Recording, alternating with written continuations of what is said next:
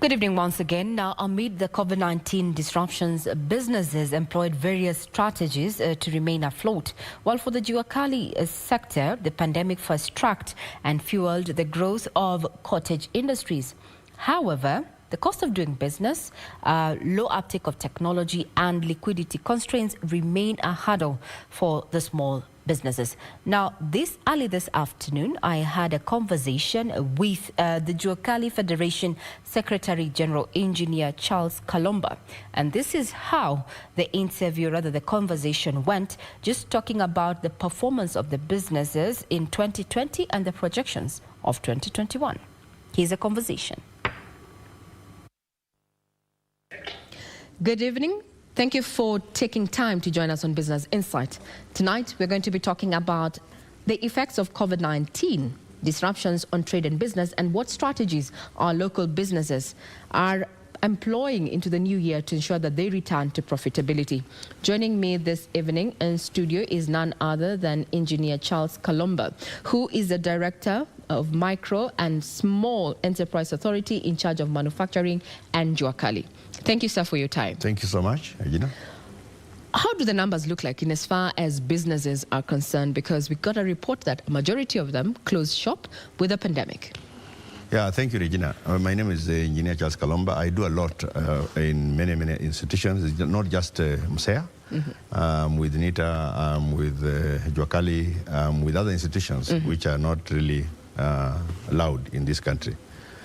Business is continuing, but business has really suffered. And we are privileged today that we are remembering His Excellency, the late President Moi, on a memorial service like this. We are happy because he's the one who came up with the concept to really identify and pronounce Juakali to be an industry way back in 1986. So we've come a long way with the process, and today Juakali in this country is the one that is employing masses, as you hear from statistics. Business after COVID, we have suffered because when you talk about financing, all the financing institutions went down because they were not identifying Juakali for financing. Where we are in MSEA, at the Micro Small Enterprise Authority, where the government has had favor with us to give us some money to do a few things here and there. In the initial economic stimulus package in 2008, I participated in the establishment of the economic stimulus program on CIDCs, Constituency Industrial Development Centers. I also was involved in the markets development, which is one of the key areas that this country can grow in. Now, if you look at what the Juakalis are doing, especially in manufacturing, they are lacking funds, number one. Then the requisite technology that they're supposed to be using to do production has been wanting. And then the training component that is supposed to be supporting them for sustainability is an issue. But if you ask me, this is one of the opportunities in life that COVID came. So COVID has been a rehearsal. We don't know when we are perfecting it. Maybe we have just rehearsed and something else is coming almost like that. But if you look at what's happening in the country, before COVID, everything was made in China. Everything was made in India. Today, at least 40% to 50% of the product in the market today is locally. So from what I'm hearing, Engineer, is that local businesses have taken the COVID-19 disruptions by storm and diversified, their production portfolio. Being within the value chain, what would you say are the lessons that we learned from the COVID-19 disruptions from a business and trade point of view, local trade for that matter? Correct. Thank you, Regina. Because COVID came and there were no imports because of the dangers around COVID imports. And now everybody established their business in regards to what are the opportunities in the market that I can supply. Today, we have a lot of Juakali people who have been given contracts by the Chamber of Commerce to supply masks for KEMSA. And the LPOs have just been signed. Many Juakalis have signed. They have picked the LPOs.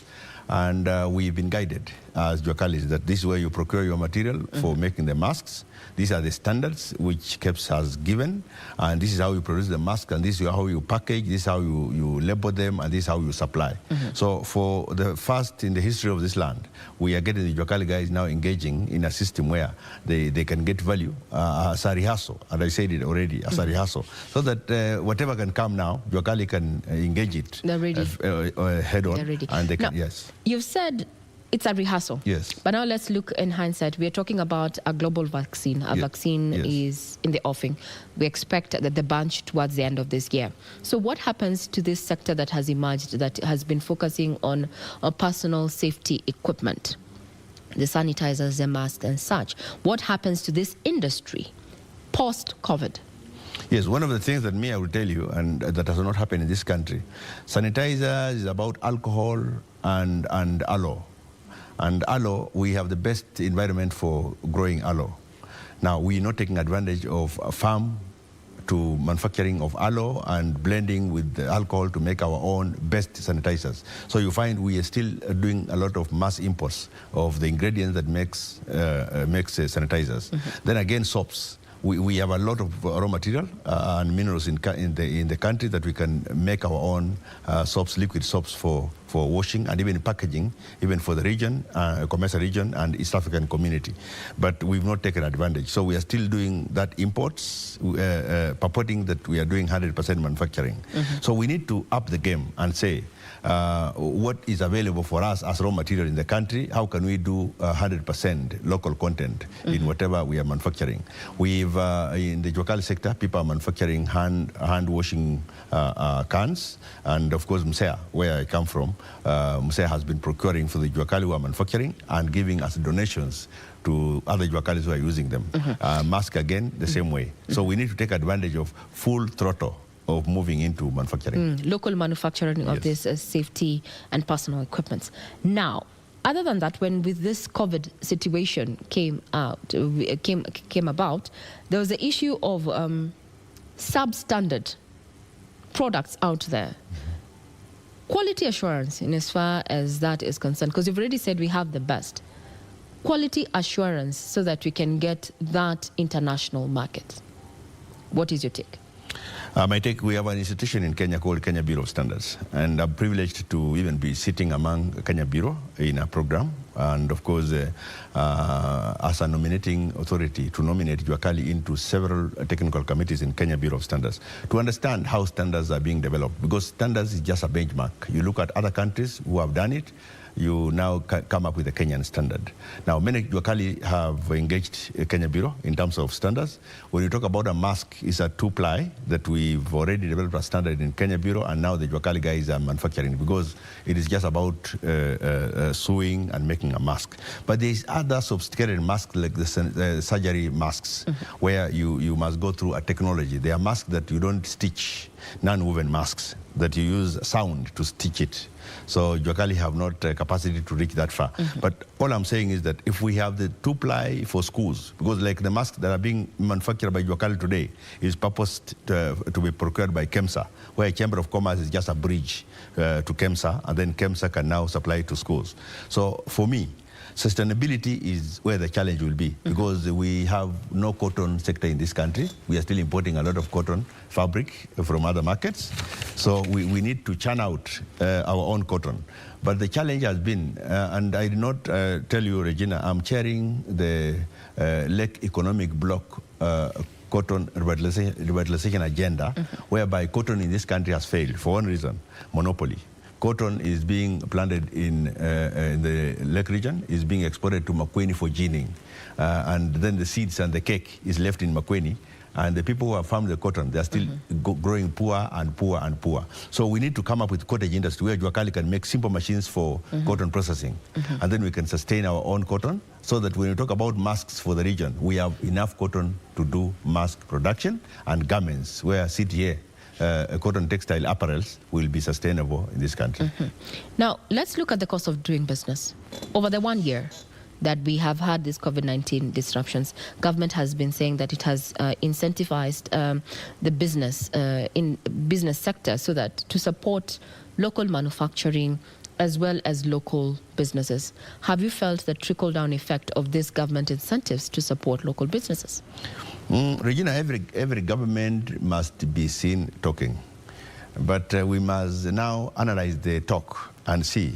When the government says A, is it really A that the government has said? Tell us, is it A or was it B1? I will tell you for sure that business have suffered. Government is saying this, but what is happening on the ground is not really what the government is saying.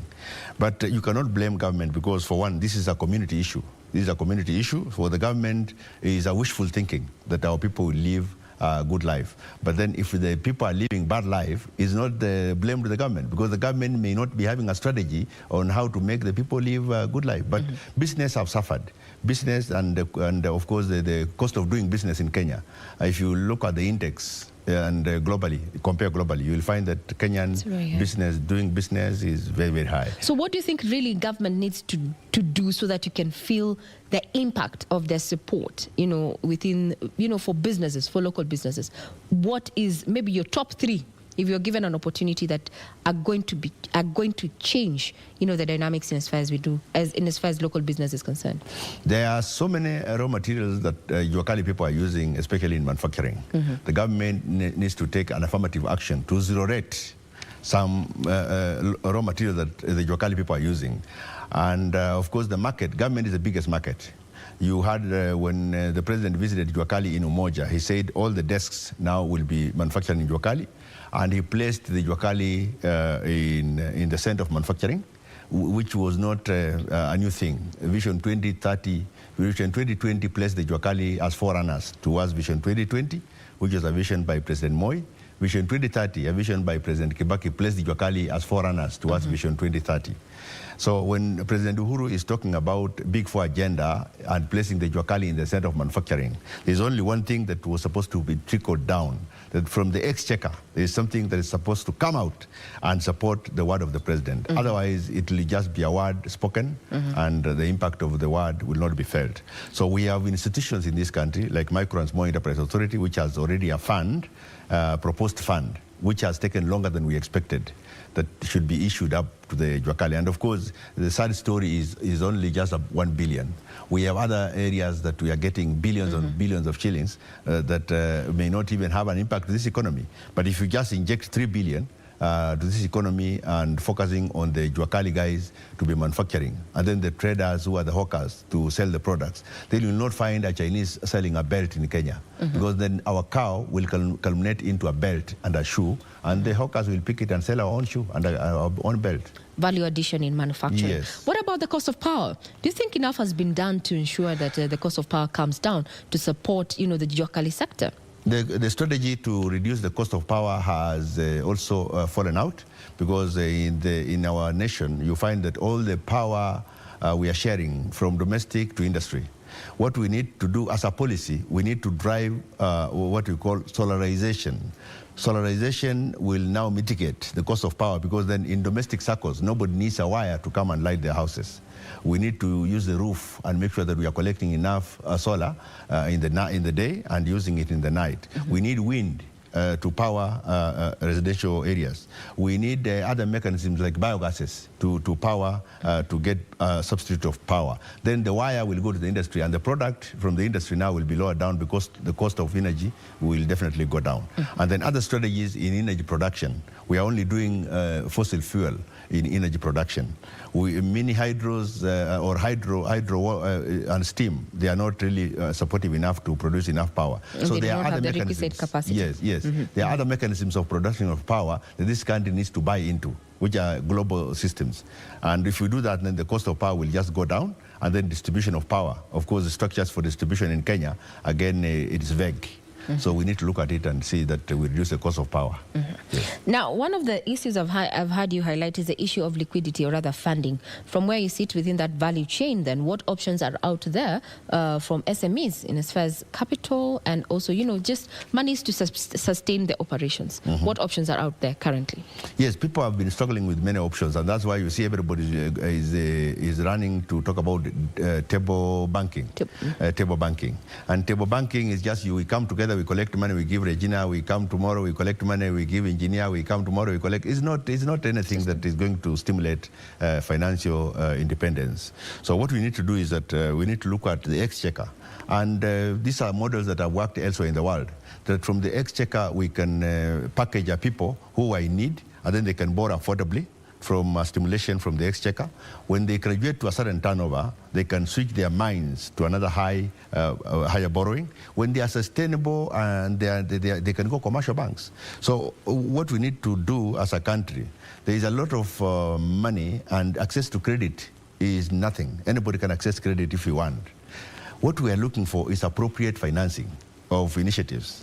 And if the government does not come in with the mechanism on appropriate financing, where guys who are manufacturing in this country can access cheap money and they can repay it. This is not a new science in the world. It's happening all over in Asia. I've been to some countries in Asia where this is happening. So we've been enticing our government to listen to this agenda, and of course the harmony, interministerial harmony, where the ministry that is dealing with this docket of Juakali, because Juakali cuts across. If you go to the Minister of Water, go to the Minister of Industry, but it's hosted in one ministry. How do we become supportive as a ministry so that other ministries can support? We have an agenda in the center, then everybody is supporting for the purpose of growth. Let's shift focus and look at regional integration. Yes. The African Continental Free Trade comes into effect, or that came into effect beginning of this year. Juakali sector, are you eyeing this new opportunity to just expand, your horizon in as far as doing business? We're looking at export portfolio and such. Is this a place you're considering? An area? Well, that's a very good agenda that's coming on the table, and many times I've attended those meetings, physically and online. My argument has been one: you don't take children in the room with the grown-up people and give them bone meat and tell them eat. Children now are 1 year, they can't eat bone meat. You start them on milk. You take them on liver. In fact, minced liver, not just liver, minced liver. Then you give them minced meat. Before they know, they are eating bone meat when they are 10, 15 years. That's what is not happening in this country. Because then everybody who says I'm a manufacturer, they come together, sit on the table, they share the cake. Then the small one, they are disadvantaged. Okay. We need to refocus ourselves and say, there was a AGOA market, which was a US, Africa, Asia market. How much did we benefit as a country? And if we didn't benefit, what happened that we didn't benefit? Now there's the Africa free trade that is coming in. What are the incentives that the free trade agenda is going to bring to the manufacturing table of this country and even in the region? Then Kenya, which seemingly is ahead of the region, Kenya, which is seemingly is aggressive in Africa, can we take advantage of this? But our political environment is sour. Our political environment is sour, and many programs fail because we don't have political support, goodwill in politics to support this. And that's why Vision 2030, which has 3 pillars, the economic pillar is growing shorter every day. Social pillar has diminished even. No Kenyan can buy you a soda now. Then we have the political pillar, which is growing every day twice. Yes. Now we're more of politics instead of the economy. Correct, yes. Now, the taxation regime. Yes. The exchequer has been looking at means and ways to expand the tax bracket to include the Juakali sector. As a player, what is your take on this? Yes, Kenya Revenue Authority has done well in the past, but there has been very little regard to look at the bottom of the pyramid, where the Juakali guys are lying. We have the micros, then we have the small guys, then we have the medium guys, then we have the large at the apex. Now, the bottom of the pyramid is expanding every day, and then it's shrinking. It's shrinking because the mortality rate on starting a business in Kenya, we have data that you cannot go 3 years. You start a business, the first year, second year, you are dead. And of course, then if business are dying at that rate, then it means we are at risk as a nation. So what Kenya Revenue Authority should do is to come up with a program. Number 1, an awareness program. Number 2, a stimulant, to stimulate these people as a tingling carrot, that if you want my data in terms of payment of taxes, what have you planted in me for you to get my data? That's what is missing in this country. Then nobody has a program to support the Juakali guys to grow. Everybody's looking for them to support the economy to grow. It is a mismatch. So we need to go back and, where I come from, we say, when you go to hunt and you are shooting animals and you are not shooting either, you turn your bow. So time has come for this country to turn the bow. Maybe the arrow now will get an animal. So the Juakali guys, we have a base where people can pay taxes. But if you don't plant a seed in them, then you're just wasting your time. You chase them, they may not even be knowing, because they don't, first of all, they don't have the information on what are taxes. Number two, what are taxes doing? Number three, how do we pay taxes? Number four, where are taxes being paid? You tell Juakali guys to go iTax, you tell them to go what? We must be able to simplify taxes for the Juakali people to understand how to pay taxes, number one. As we are working towards a close of this conversation, now that we're here, the Juakali sector is here, and this we're calling them COVID times. What does the future portend for the Juakali sector post-COVID? Where are the opportunities that you want to focus on going to the year? The opportunities seemingly are immense, because for one, we don't know whether there is this was COVID-19, isn't it? Maybe COVID-20 or COVID-21 is coming. Oh God, no, now, please. No, God forbid. Yes, please. But why was it 19 and not 18? You get it? So you can ask yourself a question. Why was it 19 and not 18? And is there anything else going to come which is not COVID? So we are already prepared. And I said in the start that it is a rehearsal. So let Kenyans pull up their socks and know very well that anything can happen. If COVID came and Kenyans don't know how to make a mask, then all the masks could be coming from China. If COVID came and Kenyans don't know how to make a soap, then all the soap would be coming from China.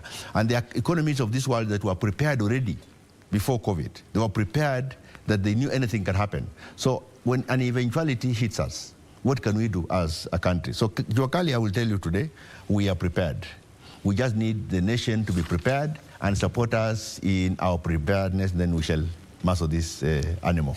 Indeed. Very well said. I'm not going to water down that conversation there. We've been listening to Engineer Charles Malomba, who has very many titles, including being the Secretary General of the Juakali Federation and the Director of Micro and Small Enterprise Authority in charge of manufacturing and Juakali. The Juakali sector is ready. It just needs the rest of the country to be ready to walk in that direction, including the policymakers to support, first of all, sensitize, then support the sector. Then we can grow the economy. Thank you very much for your time. Thank you very much, sir, for your time to come into the studio and sharing that insight in regard to what lays ahead as far as the Juakali sector is concerned. Thank you very much. I'm Regina Manyara. Do not go away.